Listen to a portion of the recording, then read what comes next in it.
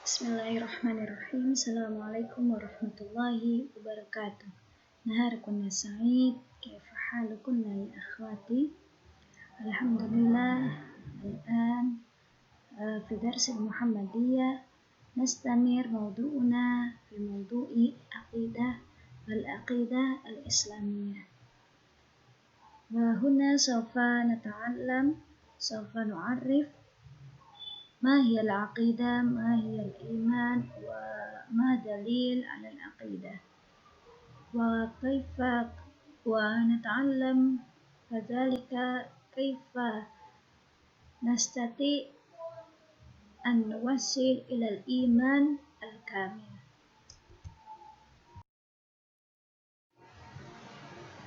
لغة العقيدة لغة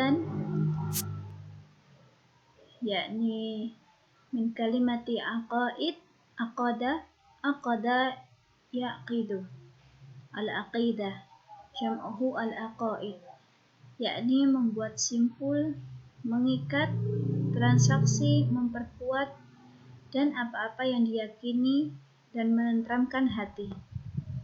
Hadhihi makna al-aqidah lughatan.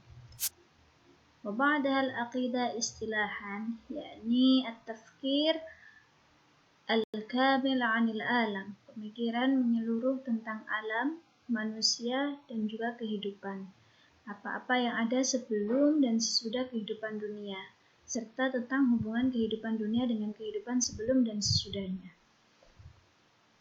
Jadi akidah itu tentang suatu pemikiran tentang alam ini, tentang apa yang ada di dunia ini, manusia dan kehidupan beserta alamnya, dan juga mempelajari tentang apa yang ada sebelum dan sesudah kehidupan di dunia ini, dan juga tentang hubungan kehidupan dunia dengan kehidupan sebelumnya dan sesudahnya. Selanjutnya, 3 pertanyaan mendasar manusia. Dari mana manusia itu berasal?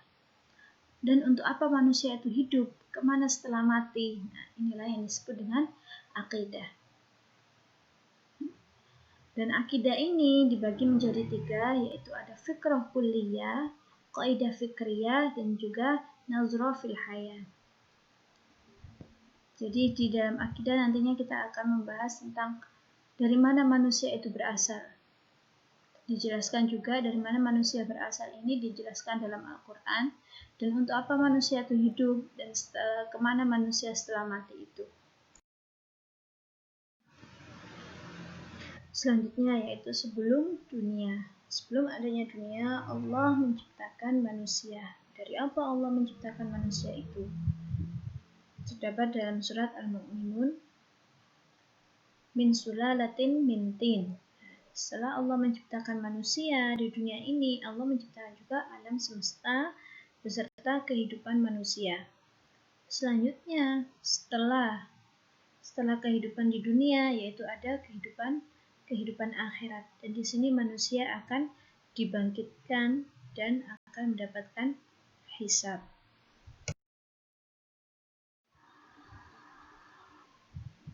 Selanjutnya, rukun iman. Akidah itu dapat diartikan juga dengan iman. Di sini kita mengetahui bahwa rukun iman itu ada 6, yaitu yang pertama iman kepada Allah. Iman kepada Allah di sini maksudnya iman kepada Allah di sini dapat dibuktikan, yaitu bahwa manusia itu mempunyai fitrah yang dapat mengimani adanya Tuhan tanpa harus didahului dengan berpikir dan sebelumnya. Nah, fitrah ini tidak akan berubah kecuali ada suatu pengaruh lain yang mengubah hatinya. Seperti sabda Nabi Muhammad SAW, kullu mauludin yuladu alal fitrah illa abawahu yuhawidanihi aw yunajjisanihi aw yumajjisanihi aw yunassiranihi. Dan setiap anak itu lahir melainkan dalam keadaan fitrah. Selanjutnya, kedua orang tuanya lah yang menjadikan anak itu Yahudi atau Nasrani atau Majusi.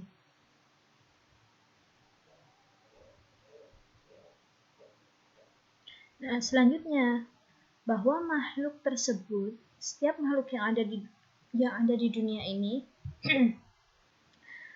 tidak muncul begitu saja secara kebetulan, karena segala sesuatu yang wujudnya ada, pasti ada yang mewujudkan juga. Nah, yang tidak lain adalah Allah Subhanahu wa Ta'ala, Tuhan semesta alam. Sebagaimana firman Allah, yang mempunyai maksud tidak mungkin mereka tercipta tanpa ada yang menciptakan. Dan tidak mungkin mereka mampu menciptakan dirinya sendiri, berarti mereka pasti ada yang menciptakan, yaitu Allah yang Maha Suci. Yang kedua, yaitu iman kepada malaikat Allah. Iman kepada malaikat Allah. Seperti yang kita ketahui, malaikat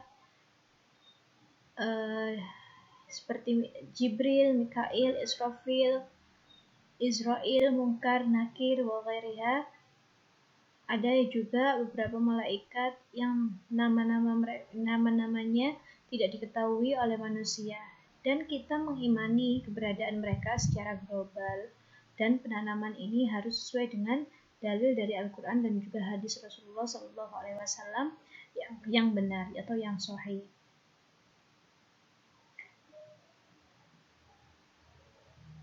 Selanjutnya yaitu iman kepada kitab-kitab Allah.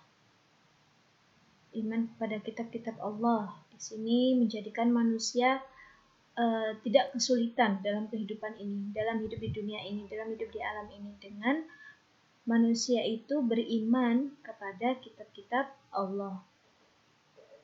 Atau agar kehidupan manusia itu menjadi aman, tentram, damai, sejahtera, selamat dunia dan akhirat, dengan mengimani kitab Allah, dengan mengikuti petunjuk yang ada di kitab Allah. Dan untuk mencegah dan mengatasi perselisihan di antara sesama manusia yang disebabkan perselisihan pendapat dan merasa bangga terhadap apa yang dimiliki masing-masing meskipun berbeda pendapat tetap diperbolehkan. Nah, Al-Quran itu sebagai huda atau petunjuk untuk manusia hidup di dunia ini, di alam ini. Apabila manusia mengikuti apa yang telah tertulis dalam Al-Quran, mengikuti ajaran-ajaran Allah, maka insya Allah hidupnya akan aman, tentram, damai, sejahtera, selamat dunia dan akhirat. Selanjutnya yaitu iman kepada Rasul Allah.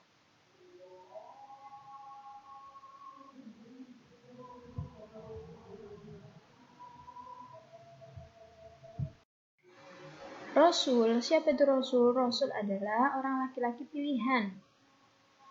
pilihan Allah yang Allah berikan wahyu berisi syariat dan diperintahkan untuk menyampaikannya kepada kaumnya. Nah, terus apa bedanya Rasul dengan Nabi? Nabi adalah orang laki-laki yang Allah berikan wahyu kepadanya yang berisi syariat, tetapi tidak diperintahkan untuk menyampaikan kepada kaumnya. Kalau Rasul berarti harus menyampaikan kepada kaumnya.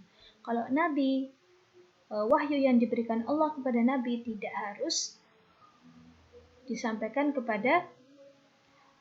tidak diperintahkan untuk menyampaikan kepada kaumnya. Tetapi Rasul dan Nabi ini sama-sama mendapatkan wahyu. Seringkali seorang Nabi diutus Allah kepada kaum yang memang sudah beriman, sehingga peran Nabi ini hanya menjalankan syariat yang sudah ada itu dan tidak membawa ajaran yang baru, itu Nabi. Melainkan seperti Nabi yang pernah Allah utus, yaitu kepada Bani Israel setelah ditinggalkan Nabi Musa. Mereka bertugas mengajarkan dan mengamalkan Taurat, tidak membawa ajaran yang baru, bukan dari Taurat.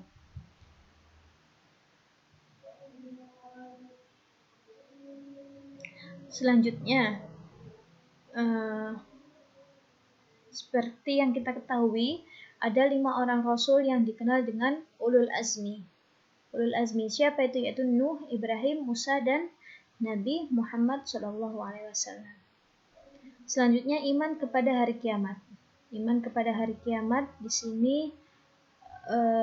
hikmah apa yang kita dapat dari iman pada hari kiamat itu atau hari akhir, yaitu dengan iman kepada hari akhir ini senantiasa dapat memotivasi manusia untuk beramal kebajikan dengan ikhlas untuk mengharap ridha Allah semata.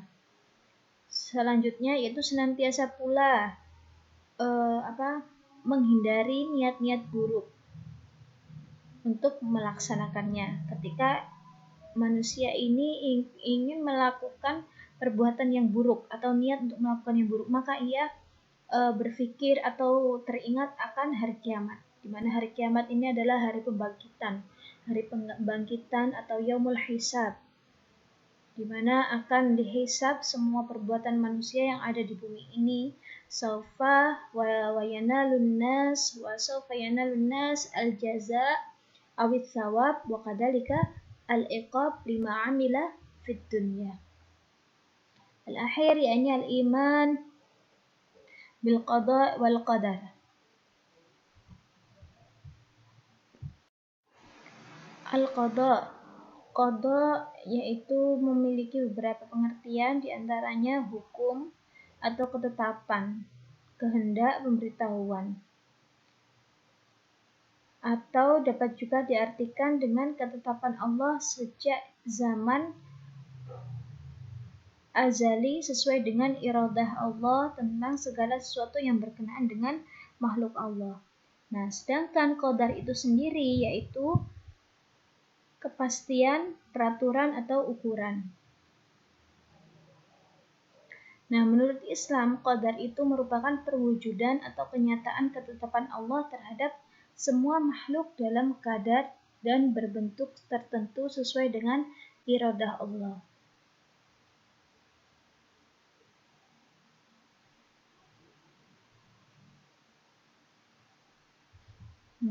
Takdir. Nah, takdir Allah itu juga merupakan iradah atau kehendak Allah. Oleh sebab itu, takdir tidak sesuai dengan keinginan kita. Tatkala takdir atas diri kita sesuai dengan keinginan kita, hendaklah kita harus bersyukur. Dan semua ini telah ditetapkan oleh Allah. Manusia itu hanya bisa berharap dan berusaha serta berdoa. Tetapi segala sesuatu itu telah ditentukan oleh Allah. Apabila segala sesuatu itu sesuai dengan yang kita harapkan, sesuai dengan doa kita, sesuai dengan keinginan kita, maka kita harus bersyukur. Harus banyak-banyak bersyukur.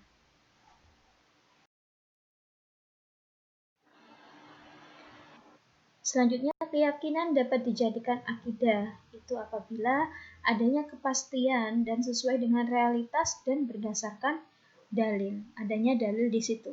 Pasti dan sesuai realitas serta adanya dalil. Dalil akidah. Apa dalil-dalilnya?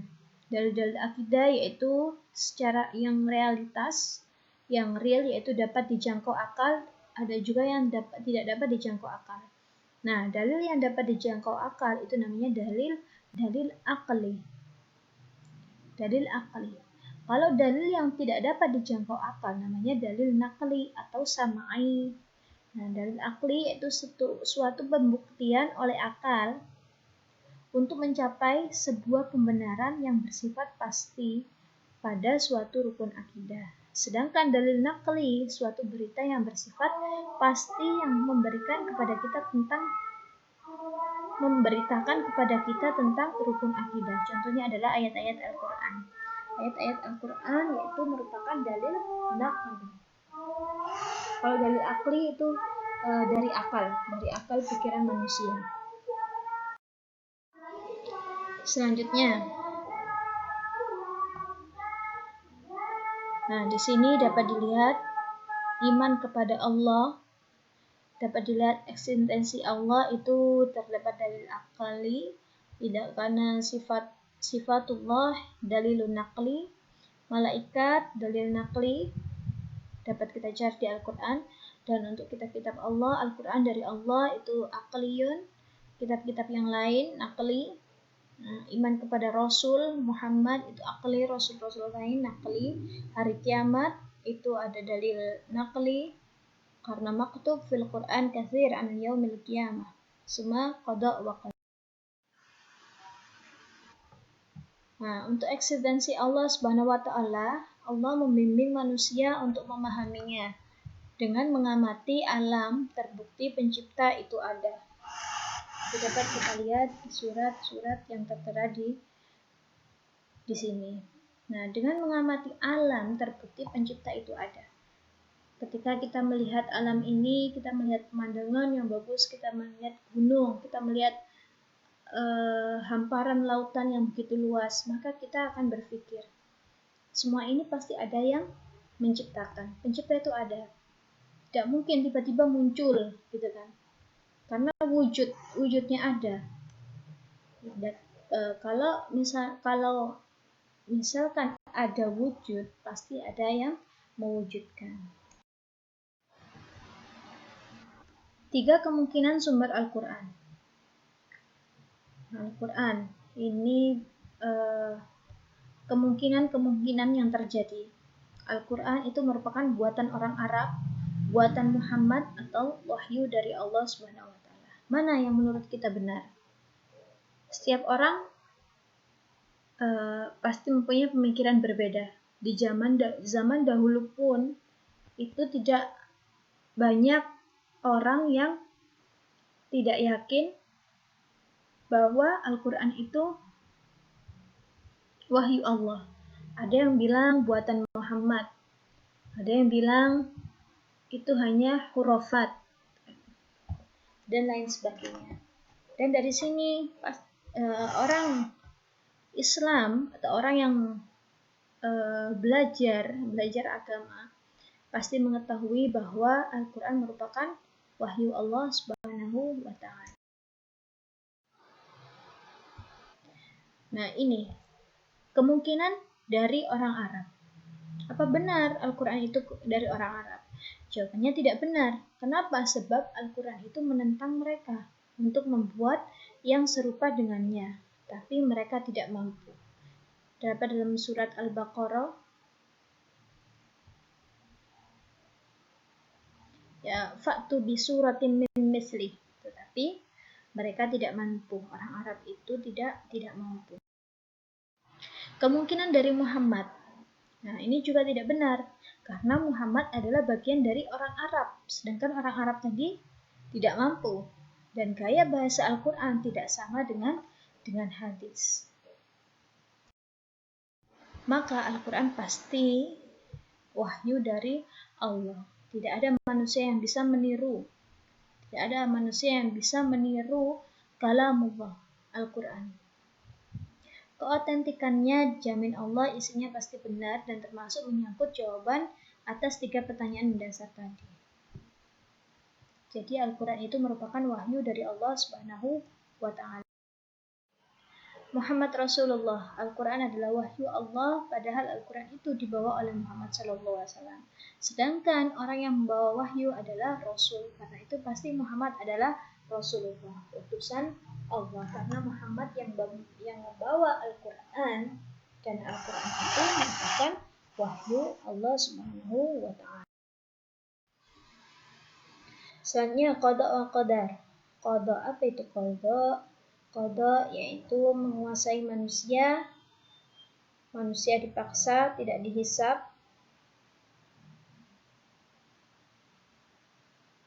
Perbuatan manusia itu ada 2. Menguasai manusia dipaksa, tidak dihisab, sabar, serahkan kepada Allah.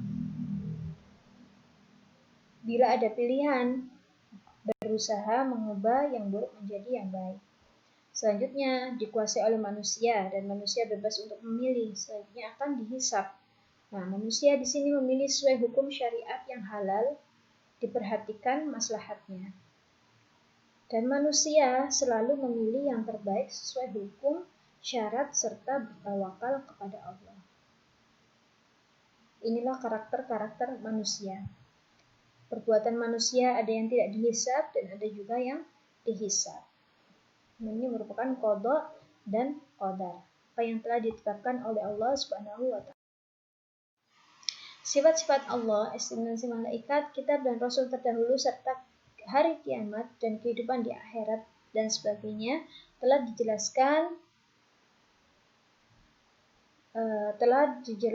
banyak dijelaskan dalam ayat-ayat Al-Quran dan juga dalam hadis mutawatir yang sering kita pelajari ya, di pengajian-pengajian atau di sekolah sebelumnya.